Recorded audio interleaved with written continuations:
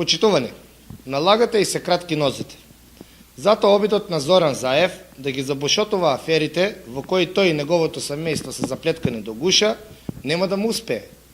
Нема да му успее затоа што веќе никој не му се плаши. Затоа што граѓаните го надминаа стравот од тоа да бидат оценувани и подмитувани. Зоран Заев е тотално разобличен. Граѓаните видоа дека зад лажната насмевка и убавите зборови се крие еден лукративен човек. Човек кој ти се смее, со едната рака те тапка по рамото, а со другата ти фаќа во џебот. Граѓаните видоа дека Зоран Заев и неговото семејство прават долни работи, што би рекле струмичани. Замислите, човекот кој себе си и своето семејство го представува за успешно, стигнале до таму да крадат струја. И по трет пат ја покажуваме пресудата на неговиот татко. Без срам и перде, но тоа не е се. Таткото на Зоран Заев, Панче Заев, е осуден и за неплаќање на данок. И повторно, наместо како нив со празни зборови, ние излегуваме аргументирано со документи официјално. Данок со кој се полни општинската каса.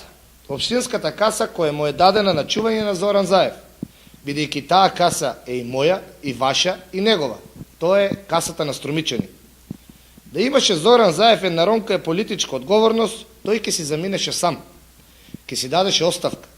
Но сега е веќе доцна. Граѓаните на општина Струмица на 24 март оставката ќе има испорачат на изборите. Бидејќи вистината излезе на дело. Не остана бизнис, не остана дел кој што е поврзан со работата со општината, што тој, неговата фамилија и неговите најблиски соработници не влегоа.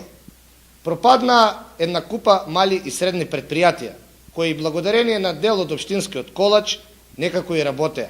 И затоа ќе го казнат и малите и средните стопанственици. И не може да се сокрие.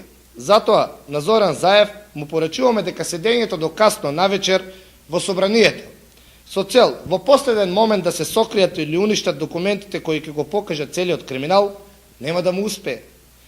Бидејќи вистината е шило и веќе е излезена на виделина. Граѓаните знаат кој е вистинскиот избор. Граѓаните бараат промени. Промени кои веќе се гледаат на улиците, на секаде и во секое место. Затоа што од 24 март Струмица ќе биде општина на сите.